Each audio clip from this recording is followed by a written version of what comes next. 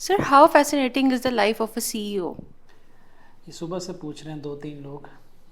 Fascinating मतलब आप जितने भी लोग पूछ रहे हैं कि एक सीईओ की जो लाइफ होती है वो कितनी ज़बरदस्त होती है। मतलब एक टर्म बनी हुई है कि सीईओ बनोगे आपके मसाइल हल हो जाएंगे, बहुत सारे पैसे आ जाते हैं, बहुत सारी पावर आ जाती है और सीईओ को ना एक मकाम दिया जाता है। हालांकि सीईओ बनना तो फ्री का काम है, चंद 100 रुपये में आप सीईओ बन सकते हैं, कोई बड़ा मसला नहीं है। कंपनी रजिस्टर कराएं अपने नाम पे और अपने साथ सीईओ लगा दें। लेकिन एक्चुअली सीईओ बनने का सफ़र बहुत ज़्यादा होता है और इतनी जिम्मेदारी होती है, इतना काम होता है कि कभी कभी लगता है कि यार what the hell, seriously what the hell. मतलब आप सुबह उठते हो, एक लिस्ट बनाते हो कि आज मैंने ये 20-25 काम करने हैं। और अगर आप टेक कंपनी के सीईओ हैं, पर्टिकुलरली एक स्टार्टअप के सीईओ हैं, तो आप अपनी लिस्ट छोड़ के बाकी सारे काम कर रहे होते हैं। आप सुबह आएंगे, आपको नहीं पता होगा कहीं से क्या पटाखा होगा, कहीं से क्या पटाखा होगा, कोई नया क्लाइंट होगा, कोई पुराना क्लाइंट का मैटर होगा, किसी रिसोर्स को हैंडल करना होगा, कोई ऑपरेशनल हैंडल मैटर आ जाएगा। आप ऑटोमेशन करते करते आपको चंद साल लग जाते हैं अगर आप बहुत अच्छे तरीके से काम कर रहे हैं। और ये जो ऑटोमेशन का प्रोसेस है, डेलीगेशन का प्रोसेस है, ये बहुत हेक्टिक है। मतलब कुछ लोग आते हैं मेरे पास, कहते हैं कि सर हम सीईओ हैं तो इस काम के लिए हम ये बंदा रख लेते हैं, मतलब बिजनेस के लिए हम ये बंदा रख लेते हैं, फ्रंट एंड के लिए ये रख लेते हैं, बैक एंड के लिए ये रख लेते हैं, एचआर के लिए रख लेते हैं, एडमिनिस्ट्रेशन के लिए रख लेते हैं, अकाउंट्स के लिए रख लेते हैं, ऑफिस के लिए रख लेते हैं। भाई ऑपरेशनल कॉस्ट आप स्टार्टअप में अपने सर पे क्यों डाल रहे हो? आपको बहुत सारे रोल खुद करने पड़ते हैं इनिशियली, फिर थोड़े पैसे आते हैं, फिर एक रेपुटेशन बनती है, ब्रांड बनता है, फिर आप उस पैसों को सस्टेन करते हैं, फिर आहिस्ता आहिस्ता डेलीगेशन करते हैं कि अब आप बिजनेस डेवलपमेंट का रोल आप नहीं करोगे, कोई और कर रहा है। डेवलपमेंट का रोल डेलीगेट आपने कर दिया, एडमिनिस्ट्रेशन का रोल डेलीगेट कर दिया। अपने सर से जिम्मेदारियां उतारते जाते हैं और अपने आप को एलिवेट करते जाते हैं बिगर स्ट्रेटिजिकल लेयर्स की तरफ, कि जहां आपने स्ट्रेटिजिकल डिसीजंस करने होते हैं और उनको सपोर्ट करने के लिए नीचे आपकी एक टीम बन जाती है। But by no mean CEO life is a life fascinating life. It is full of challenges, it is full of problem, it is full of मुसीबतें। लेकिन you will love that मुसीबत, you will love that problem. The only thing that I love about being an entrepreneur is that I'm tired, I'm very tired, I'm sleepless, I'm working continuously। Weekend पे भी कोई छुट्टी नहीं है, रात को भी काम है, सुबह भी काम है, लेकिन मैं जब चाहूँ घर जा सकता हूँ। राइट? मुझे वर्कआउट करना है तो मैं उठ के कर लूँगा।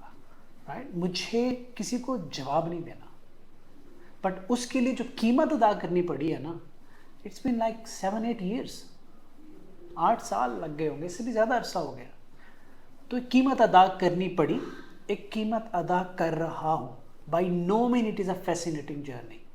कोई बंदा ये गलत फहमी लेके ना आ जाए, मैं डीमोटिवेट नहीं कर रहा, मैं एक्चुअली आप लोगों को एम्पावर कर रहा हूँ, सच बता रहा हूँ। मतलब अगर मैं एक रील डालूँ, मतलब बहुत अच्छा सूट पहन के बड़ी गाड़ी से उतरते हुए, उसको फिर 4-5 इफेक्ट दे के उसकी टिकटॉक बना के डालूँ, तो कहेंगे वाह यार बड़ा अमीर आदमी है यार।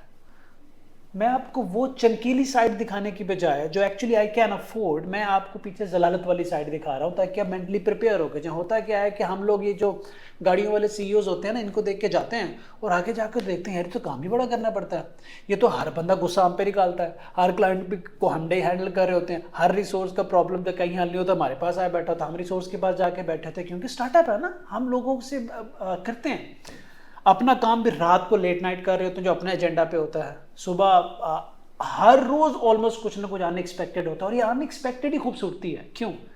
क्या आप एक मोनोटनस काम बार बार, मोनोटनस काम नहीं है इसके अंदर, आप एक ही चीज़ को बार बार नहीं कर रहे, आप छोटे छोटे काम नहीं कर रहे, आपको चैलेंजेस रोज आते हैं, इवेंचुअली आप ग्रो करते हो, आप बेहतर होते हो, आप जलील होते हो, ख्वार होते हो, गिरते हो, उठते हो, पर आप बेहतर होते हो। लेकिन जब आप डिसीजन मेकिंग पोजीशन पे नहीं होते हो, मगर अगर मैं आप दोनों की बात करूँ, आपको कोई प्रॉब्लम आएगा, you will call someone, the senior, the more senior, may be the CEO, वो आपका मसला हल कर देगा। क्वेश्चन ये है कि आपने खुद अपना मसला हल क्यों नहीं किया? तो यहाँ आपकी कैपेसिटी नहीं बढ़ी, आपके पास एक ऑप्शन थी, आपने उस ऑप्शन को यूज़ किया, आपने अपना मसला खुद नहीं किया। लेकिन हमारे पास ऑप्शन ही नहीं होती, हमें अपने सारे कट्टे खुद बांधने पड़ते हैं। ठीक है, तो उसको बांधने के लिए हमें अपनी कैपेसिटी बढ़ानी पड़ती है। तो मेंटली रेडी होके सीईओ की लाइफ में खुदा के लिए किसी भी प्रोफेशन में, चाहे वो ई कॉमर्स है, चाहे वो एआई है, चाहे वो कुछ भी इंडस्ट्री है, हर इंडस्ट्री में कुछ लोग आपको पैसा शो करा रहे होंगे, वाह हम बड़े आसान हैं, बड़े आसान हैं। ऐसा कोई चक्कर नहीं है। जो बंदा आपको पैसा शो कराता है ना, गाड़ी शो कराता है, आपको दिखाता है चमक धमक, क्वेश्चन ये है कि कर तो वो भी या तो मोनेटाइजेशन के लिए रहा है, या तो कोई प्रोडक्ट बेच रहा होगा, या वो पीआर बना रहा होगा, पीआर से इनडायरेक्टली प्रोडक्ट बिक रहा होगा, मतलब ही नीड मनी। जिस बंदे को पैसे की ज़रूरत नहीं है, ऑनेस्टली स्पीकिंग, उसके पास टाइम नहीं होगा ये इतनी एडिटिंग करने के लिए। हम सोशल मीडिया पे बैठे हैं, I am recording this very video because of 2 reason. Number 1, awareness, जो हमारी ड्यूटी है, अल्लाह ने हमारे जिम्मे लगाया, हमारा फ़र्ज़ है, क्योंकि whoever we are today because कि अल्लाह ने हमें यहाँ पहुँचाया है, हम तो नहीं पहुँचा, हमारी क्या औकात है। दूसरा, जब आप सोशल मीडिया पे होते हो और अच्छा काम कर रहे होते हो, क्रेडिबिलिटी बनती है, तो बिजनेस आता है। बिजनेस क्या है? रिस्क के हालात। Obviously marketing is a tool, PR is a tool. और अगर आप सीईओ हैं और आप बिल्कुल ही अननोन हैं, तो आपके अपने लोग आपको मुंह लगाते हैं। आपको सही बता रहा हूँ। मैं एक जगह बात कर रहा था किसी इवेंट में कि if you really want to see how good you are and how powerful you are in your company, how influencer you are in your company, powerful is a bad word, influencer भी बस ठीक है। तो आप किसी बच्चे के साथ पास जाएं और उससे हाथ मिलाएं और उसकी आंखों में देखें, क्या वो आपसे हाथ मिला के खुश है? क्या वो आप की तरफ देख के प्राउड फील कर रहा है? If the answer is yes, you're going well, you're doing well, you're a reasonably good CEO. If answer is no, go back and work on yourself. अपने आप के ऊपर काम करो। अगर आपके लोग आपके साथ काम करते हुए खुश हैं and they're feeling proud to be with you, somehow you're doing it right. अब ये फीलिंग्स जो होती है ना, प्राउड एंड हैप्पीनेस की, इसका सारा ताल्लुक पैसे से नहीं होता। इसका ताल्लुक इनडायरेक्ट इन्फ्लुएंस और आपके अच्छे कामों से भी होता है। जब अच्छे काम घूम के, for example I am doing something good, और आप कहीं रिलेटिव में दूर दराज इलाके में बैठे हो और कोई बंदा आपसे कहता है कि मुझे आपके सर से मिलना है, is doing very good, you feel proud ना। यार हमारे सर की यहाँ बात हो रही थी, यहाँ पे हो रही थी, वो मिलना चाहता है, वो मिलना चाहता है। लोग मुझे सिफारिशें लेके आते हैं कि मेरे बंदे से मिल लो, मेरे बंदे से बात कर लो, कोई सेशन कर लो, काउंसलिंग कर दो, कोई मशवरा दे दो, इस तरह की चीज़ें। आपको प्रॉब्लम होता है, आप आते हो, if I am able to help you out, you will do show that respect. तो उसके लिए क्या करना होता है? खुद पे काम करके फिर इवेंचुअली टाइम निकालना होता है और सोशल मीडिया पे डालना होता है। और जो लोग सिर्फ और सिर्फ दिखावा करते हैं, वो बच्चों को मिसलीड करते हैं। वो समझते हैं कि यार हम XYZ काम करेंगे, मैं जैसे ही हमने नौकरी छोड़ के इस कंपनी शुरू किया, हाँ मज़ा आ जाना है, BMW आ जानी है, गार्ड बंगला आ जाना है, बाहर लाइन लगी होनी है, प्रेस वाले हमारे आगे पीछे फिर रहे होंगे, ना बेचारे नौकरी के रहते हैं ना स्टार्टअप के रहते हैं। वजह, क्योंकि उन्होंने अपना होमवर्क पूरा नहीं किया किसी की चमकीली गाड़ी देखकर।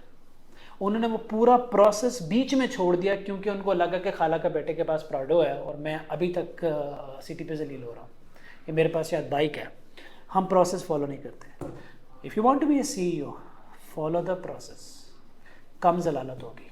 प्रोसेस पूरा करके, प्रोसेस नहीं करके आओगे तो रज के जलील होगे, प्रोसेस पूरा करके आओगे तब भी जलील होगे, पर थोड़ा कम जलील होगे। बट ये समझ लो, in the field of business कोई जादू की छड़ी नहीं है, मेहनत करनी पड़ेगी। पर मैंने कहा ना, मज़ा आता है। रात को लेट नाइट भी ख्याल आता है ना, कोई हो यार बहुत थका हुआ, तो एक ही ख्याल आता है, अपने लिए कर रहा हूँ ना, किसी के कहने पे तो नहीं कर रहा, कोई सर पे डंडा लेके तो नहीं खड़ा हुआ। ये जो मेंटल फ्रीडम होता है ना, इसकी कीमत कोई बंदा ही समझ सकता है। और जिसकी समझ में ये आ गया, तो मेंटल फ्रीडम सिर्फ CEO बन के नहीं लिया जा सकता। मेंटल फ्रीडम किसी भी कंपनी में एज एन एम्प्लॉय भी आप ले सकते हैं। How? By injecting good values, initiatives, sense of responsibility लेके। जैसे ही आपका सीनियर आप पे रिलाय करना शुरू करता है और ये उसके जहन में ये बैठ जाता है, you are a responsible person, you are someone जो इनिशिएटिव लेता है, कंसिस्टेंट है, डेडिकेटेड है, फोकस्ड है, वो आपको फ्रीडम दे देगा। फ्रीडम वहाँ भी मिल जाता है, वो आपके बगैर चल ही नहीं सकेगा। ऐसे लोग होते हैं, क्योंकि कंपनीज तो ऐसे लोगों पे ही चलती है ना। अगर ये हम सर्वाइव कर रहे हैं तो ऐसे लोगों पे ही तो कर रहे हैं। मेरे इर्द गिर्द ऐसे लोग ही हैं जिनसे मैं पूछता भी नहीं हूँ।